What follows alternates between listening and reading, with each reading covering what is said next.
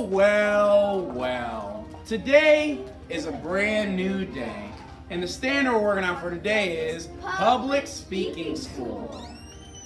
Children and parents, I'd like to welcome you to our third and our semi-final Public Speaking School of the year. We only have one more after this for the semester, but we have some great talks coming up. 3 students who have been preparing for countless hours. Everybody's parent is in the back. Can we get a shot of the parents in the back? Go up real close to them. Shout out to the parents. Closer. We have some real support today, and I'm very happy that the parents have shown their babies that they see the value in public speaking school, and they are here to support them. So I'm very happy to see that. As we know, it is a very nice occasion. I, for one, believe this is the best thing that we can do in all of education, even better than the history manias that you all have come to know and love.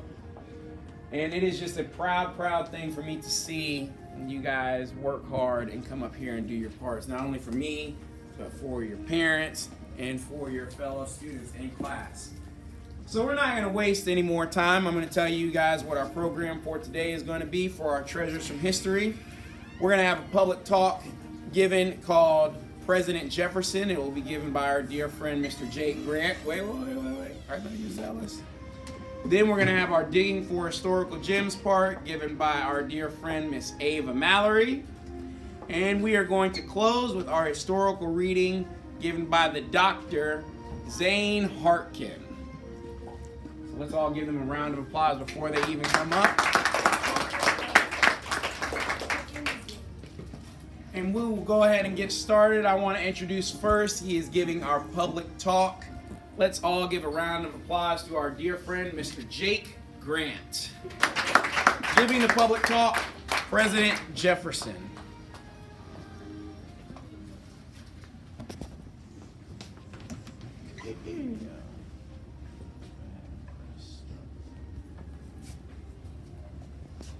Hello everyone, and I'll be giving you the public talk for this morning. Thomas Jefferson was born on April 13, 1743. He was elected the nation's 3rd president. Please turn to page 354 and 355.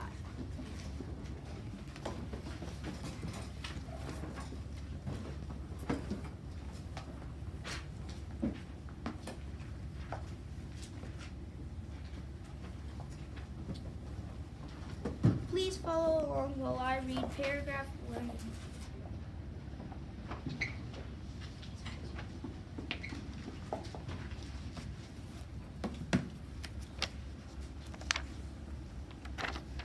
Sorry, my bad.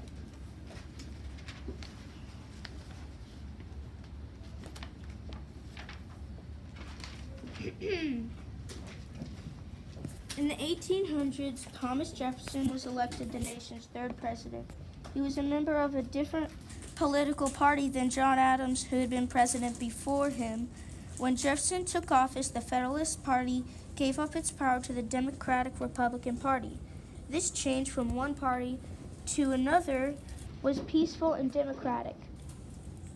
It showed that the plan of the Constitution was for electing the leaders worked.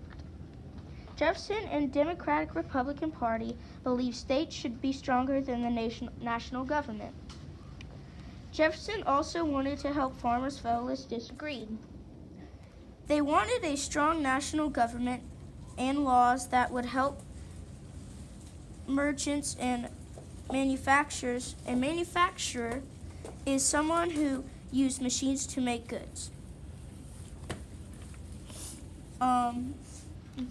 He was a different member of the political party than John Adams, who had been president before him when Jefferson took office, the Federalist Party. This year, Jefferson was elected. A large area of the west of the river came under French control. This land was known as the Louisiana, had been claimed by the French, but was given to Spain in 1762. After the French and Indian War in 1800, France took control of it again. The biggest port in Louisiana was the city of New Orleans. American farmers worried that French would close this port to them. Jefferson sent representatives to France in 1803. They wanted French ruler Napoleon Bonaparte to agree with that U.S. farmers could trade through New Orleans. Fun fact, did you know Napoleon was born on a large island off the coast of Italy? To the surprise of the Americans, the French offered to sell all of Louisiana because they needed money for a war against Great Britain. Jefferson was eager to add this year's land to the United States, so he bought it. The Louisiana Purchase doubled the size of the country, adding about 828,000 square miles or 530 million acres. Jefferson always had been interested in science and nature. He was curious about the people, land, plants, and animals. In this new territory and beyond, he sent an expedition to explore. Jefferson chose Meriwether Lewis to lead the expedition. Lewis invited his friend William Clark to help. Jefferson asked Lewis and Clark to do three things. First, they were to gather information about the landforms, plants, animals, and climates of the West. Second, he asked them to study the culture of the Western Indians. Finally, he wanted them to explore the Missouri and Columbia rivers. He hoped they would find a water route to the Pacific Ocean. Joke. Why is the Dark Ages called the Dark Ages? Because there were so many nights. Get it? Nights. Please turn to page 356 and follow along while I read paragraph 1 and 5.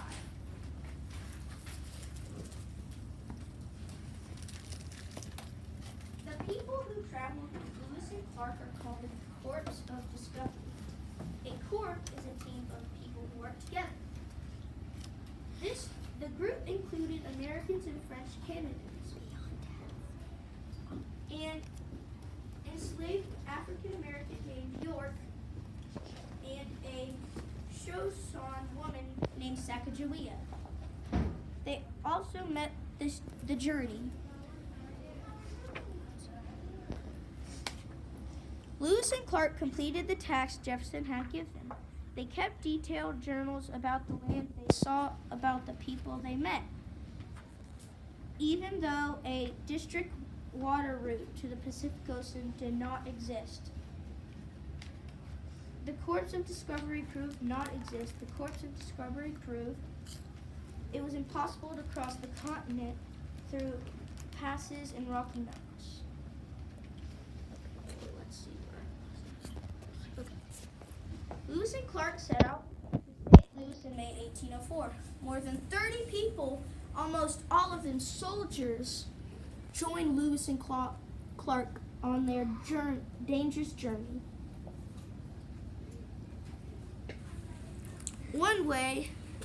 On the way, they met this lady named Sacagawea, and they also met her father. Surprisingly to Sacagawea and her father, Lewis and Clark offered them to join the team. They said yes. It was helpful because Sacagawea knew about what were okay plants to eat and the right plants for medicine. She also knew the right paths to take, and she was an interpreter, which means you can speak more than one language. There was one more challenge: the Rocky Snowy Mountains. Everyone almost starved to death. They finally reached their destination with determination and diligent work. They came back on September 1806 and they started on May 1804. Unfortunately, Thomas Jefferson died in July 4th, 1826. We all still remember our third president and thank him for what he did. Also standing for the pledge, make him proud. Thank you for participating.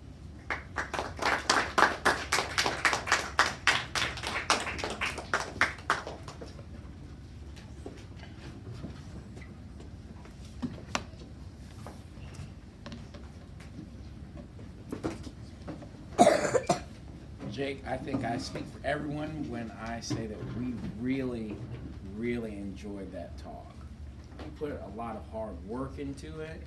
We put a lot of practice into it, a lot of information. I really was able to just sit back and just enjoy your talk. I thought that you did a great, great job. Some notes that I took. I really like how when you first started and you first got to the first part where you wanted people to go in their social studies books, how you waited until everyone got to the page, and then as you read, you asked them to follow you as you read along. And that's just another key part of teaching, and I told you yesterday about it, and it got your audience involved in your talk. Everyone was focused. And what I really liked, again, to add to that was your audience contact, because I noticed how after you would say a couple of lines from your talk, you would look up, maybe find one person in the audience, look them in their eye, and then you would start back doing your talk again. But the way that you flowed, it didn't sound like you took any pauses or anything. So that shows me, again, how much you prepared, because you knew this talk. And it takes a lot of skill to be able to be reading something, but then still have your eyes focused on your audience to keep their attention. I really, really love your use of the social studies book. That's one council point that we haven't gotten to yet, but what I noticed was that as you were giving your talk, after you read that first part, you had social studies book in one hand and you were doing gestures with your other hand. And man, to be able to do that, and I have told you guys nothing about that, that is a very effective way of teaching, because what it does is not only are you giving your talk, but then you have the social studies book to back up what you're saying. And that shows that if someone disagrees, like, oh, I don't know if Jake really knows what he's saying about Sacagawea, you have it. You have the page. You can read it right off the printed page for them. And so having the book in one hand, gestures with the other hand, that is an aspect of teaching that adults oftentimes don't even remember to do. So I was very pleased seeing that. Last but not least, your council point was fluent delivery. And to have fluent delivery, it says read and speak in such a manner that your words and thoughts flow smoothly. I really took to notice how you did this when you were coming to the closing of your talk, when you had just finished reading about the Court of Discovery, paragraphs 1 and 5, and then you started talking about Sacagawea and her father. I noticed your voice went up a little bit, and then you really, really got comfortable. It was almost like watching a pitcher in baseball come and close the game. I mean, your closing was strong, and it was fluent, and you were comfortable. So, Jake, I think that was a wonderful talk. I'm so happy again that we have this on tape. We're going to try and get it up on YouTube sometime this afternoon, because that is an example that people need to watch for years to come. So thank you, Jake.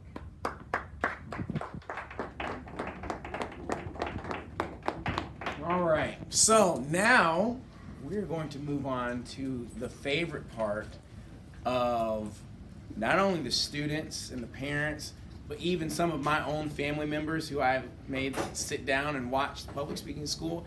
Everyone loves this next part coming up, and I don't have any jokes for today. So all I can say is everybody get out your shovels, because we are going to pay close attention to our dear friend, Miss Ava Mallory, as she goes into the part, Digging for Historical Gems.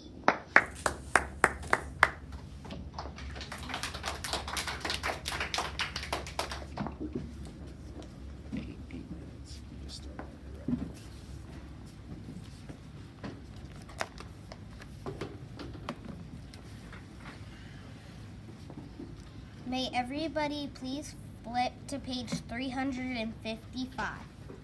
Start the timer.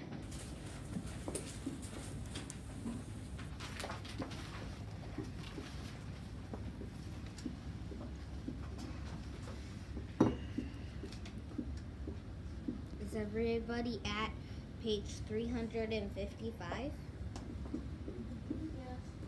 May I please have a reader from paragraph 4? No. To the surprise of the Americans, the French offered to sell all of Louisiana because they needed money for a war against Great Britain.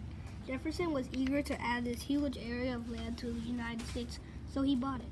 The Louisiana Purchase doubled the size of the country, adding about 828,000 square miles or 530 million acres. Thank you, Will anybody like to share their answer from question 1? What did Jefferson do to increase the size of the U.S.?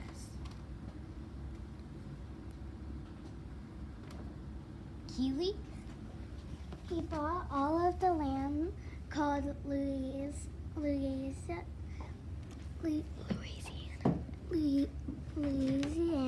from France. This doubled the size of the U.S. Emma? He made the Louisiana Purchase. The Louisiana Purchase doubled the size of the U.S. Sam? He sent representatives to France who agreed that they could send farmers to trade through New Orleans, but instead France sold it to him, and that was called the Louisiana Purchase, which doubled the size of the U.S. This is what I put down. To surprise the Americans, the French offered to sell all of Louisiana. You would guess why they needed some money for war against Great Britain and the French. It is why they were trying to sell the state Louisiana to the Americans. That is why Jefferson increased the size of the U.S. May everybody please flip to 356.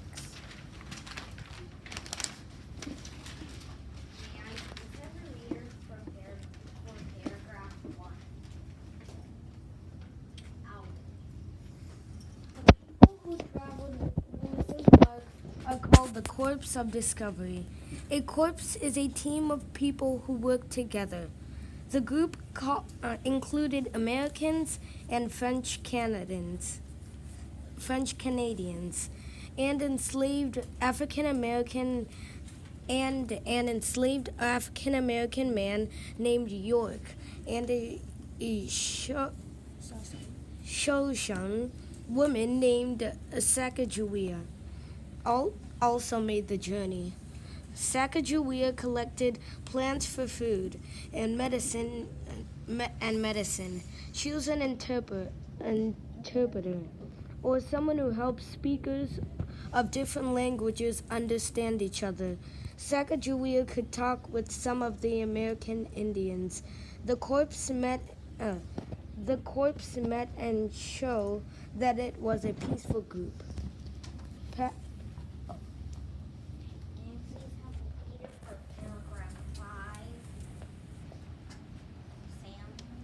Lewis and Clark completed the tasks Jefferson had given them. They kept detailed journals about the land they saw and the people they met. Even though a direct water route to the Pacific Ocean did not exist, the Corps of Discovery proved it was possible to cross the continent through passes in the Rocky Mountains. Thank you, Sam and Alvin, for reading. Would anybody like to share their answer from question 2? What did Jefferson propose to the Corps of Discovery? Nahum? Jefferson's proposal of the Corps of Discovery was to prove it was possible to cross a continent through passes in the Rocky Mountains. Jefferson entered the Corps to prove that there was a way to cross the continent through the Rocky Mountains. Emma? To discover the new land they had bought in the Louisiana Purchase. They also proved it was possible to cross the Rocky Mountains on foot. This is what I wrote. The people who traveled with Lewis and Clark are called the Corps of Discovery. The Corps is a team of people who work together. The group included American and French Canadians. You might guess, where is my answer? Well, it is right here. They helped journal about the land they saw and the people they met. Would anybody like to share their answer with question 3. What does this week's reading teach me about history? Ashlyn? What happened with the Louisiana Purchase, Lewis and Clark's expedition did not happen, our world would be different. And that Jefferson was going to only buy half of Louisiana, but France sold all the land to him for $15. Rafi? Jefferson bought the Louisiana Purchase and why the French agreed to buy it for him. Thank you, Rafi. Awesome. Would anybody like to share their answer for question 4? What points can I use from this week's reading to teach someone else about this topic? Azion? Explorers traveled in new territories and the different tasks Lewis and Clark completed on their expeditions. This week's topic, this points from this week can help me teach some other people about how Jefferson bought the land and what to learn about the Louisiana Purchase. Sam? I can tell them about the Lewis and Clark expedition. I would also tell them about the Louisiana Purchase that doubled the size of the U.S. Did you know that they almost went to war over the Louisiana Purchase? Also, it took the U.S. until 1823 to finish paying back the money they bought from the Louisiana Purchase. So many people were coming to the U.S. and there wasn't enough space for them, so they wanted to buy the New Orleans port so they'd have more room for the new people. Thank you, Sam. That was awesome. And you too, Kiwi. That was amazing. And Ashlyn. And I have a few jokes. If April showers bring May flowers, what do May flowers bring? Emma. Yes. How does Moses make his tea? No. What was King Arthur's favorite game?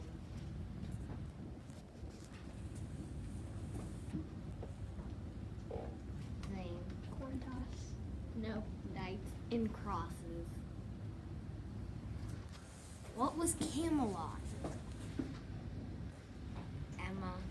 Place where you park your camels. Yes.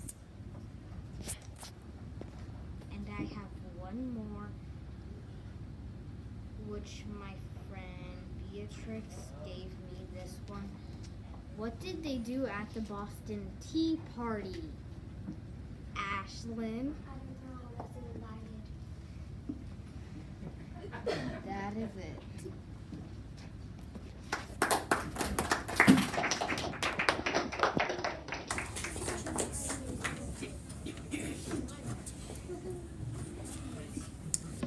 As usual, we continue the great line of parts in these public speaking school presentations.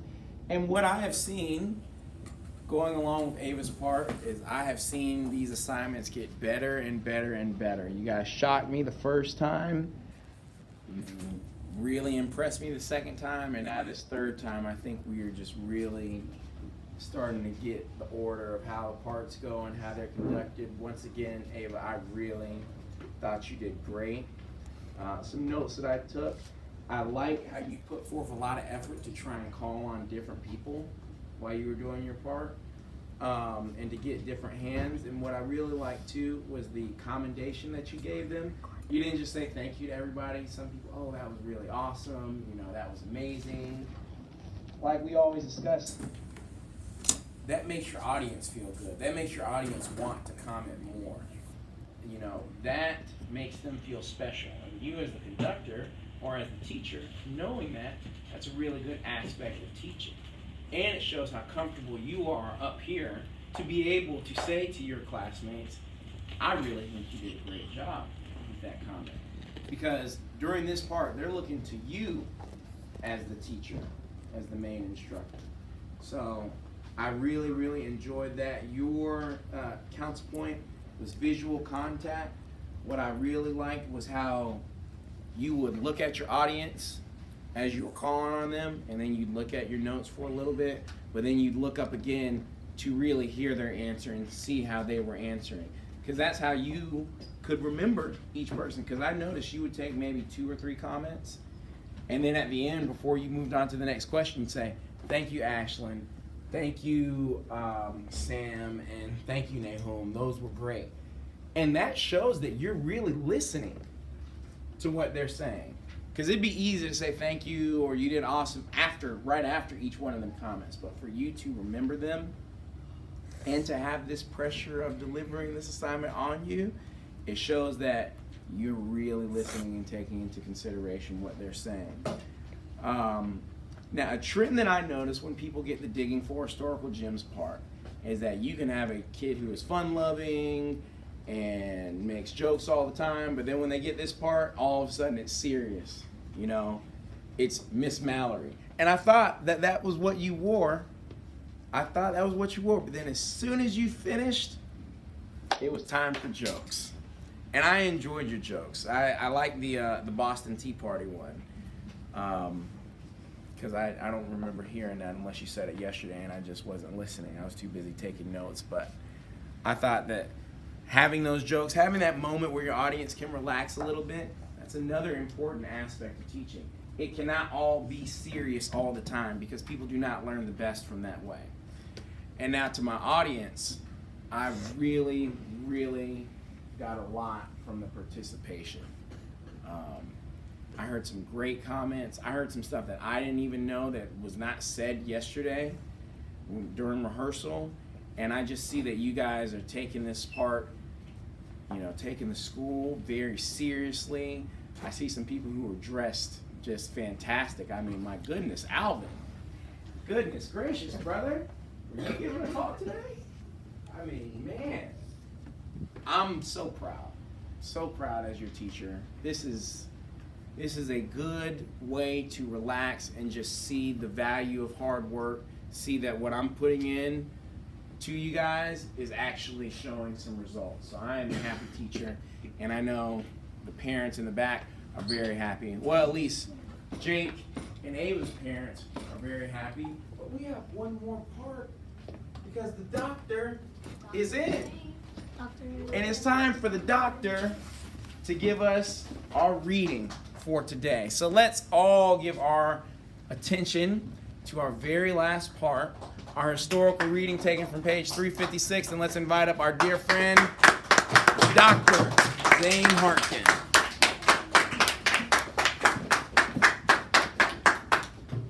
The people who travel with Lewis and Clark are called the Corps of Discovery. A corps is a team of people who work together. The group included Americans and French Canadians. An enslaved African-American man named York and a Shoshone woman named Sacagawea also made the journey. Sacagawea collected plants for food and medicine. She was an interpreter, or someone who helps speakers of different languages understand each other. Sacagawea could talk with some of the American Indians. The Corps met and showed that it was a peaceful group. Perhaps most important, Sacagawea helped Lewis and Clark trade for the horses and supplies they needed to cross the western mountains. Without these horses, the expedition probably would have failed. The Corps of Discovery traveled up the Missouri River, over the Rocky Mountains, and down the Columbia River to the Pacific Ocean. After traveling about 8,000 miles, the expedition returned to St. Louis in September 1806. Lewis and Clark completed their tasks Jefferson had given them. They kept detailed journals about the land they saw and the people they met.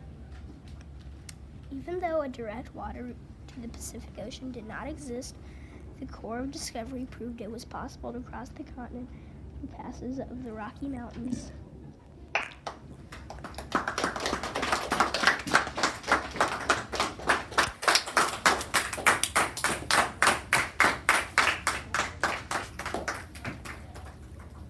Goodness gracious.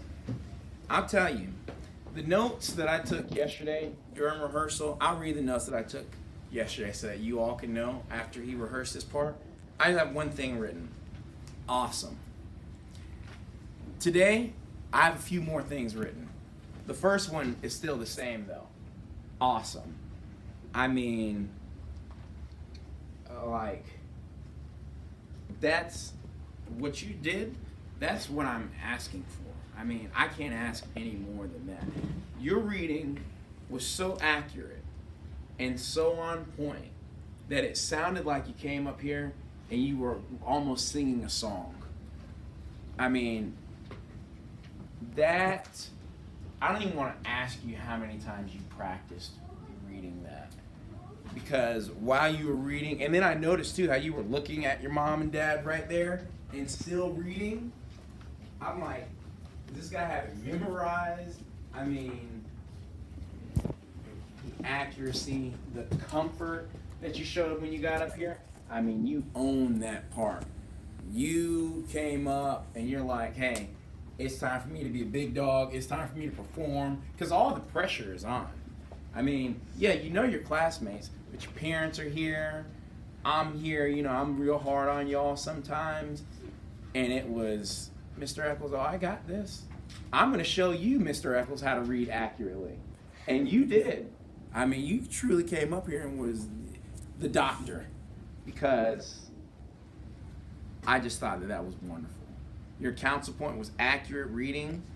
And for accurate reading, it stresses how you don't want to miss a word as you read. And that flowed so smoothly. I mean, it seemed to me like the words were not even there. Like you just came up here and was just talking. I mean, that's how great your reading was.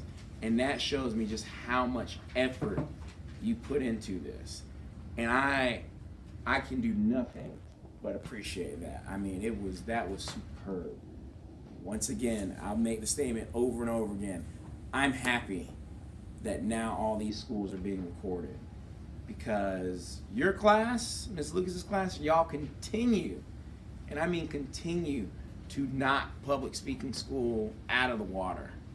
There's been 3 straight where I'm not going to say who was the best class who did it, but I do know that I suggest all classes to watch y'all's videos on YouTube as examples, because all the parts today, I mean, with our advanced 21st century camera techniques that we have now with 2 camera people and the super close-ups, and I enjoyed all 3 of your parts because y'all were just focused. It wasn't even like y'all saw the camera.